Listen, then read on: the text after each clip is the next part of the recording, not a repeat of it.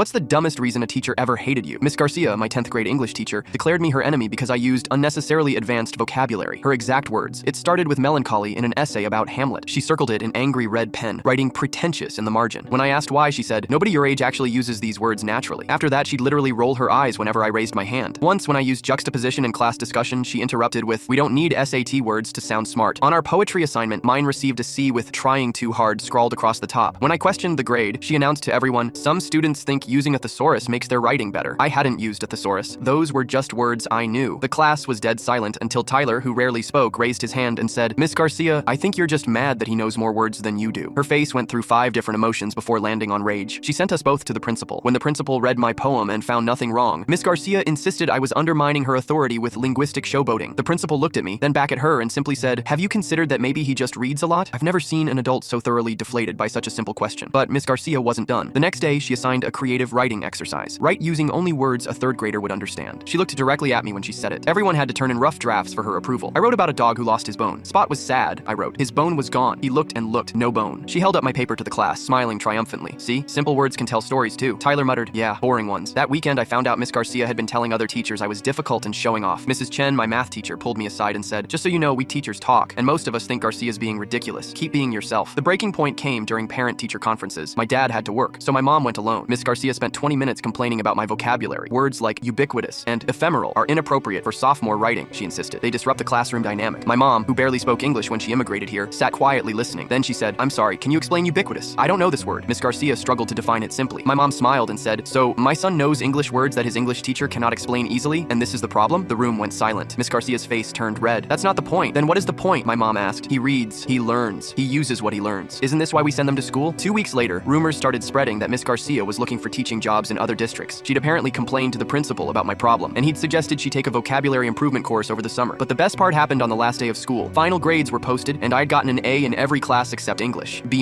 I went to her classroom to pick up my final essay. She handed it to me without looking up. Written across the top in red pen, "Excellent vocabulary, still pretentious." Tyler was behind me and saw the grade. He said loud enough for everyone to hear, "Hey, Miss G, what's pretentious mean anyway?" She glared at him, "Acting like you're better than others." "Oh," Tyler said, grinning, like when a teacher gives lower grades to students who know bigger words than her. I've never walked out of a classroom feeling so satisfied. 20 other kids burst out laughing. Miss Garcia just sat there, defeated by her own definition. She transferred to another school that summer. The new English teacher, Mr. Rodriguez, started our first class by saying, "I heard some of you have impressive vocabularies. That's fantastic. Let's see what you can do." Tyler leaned over and whispered, "Bet he won't get mad if you use melancholy." I smiled and opened my notebook. First word I wrote, vindication.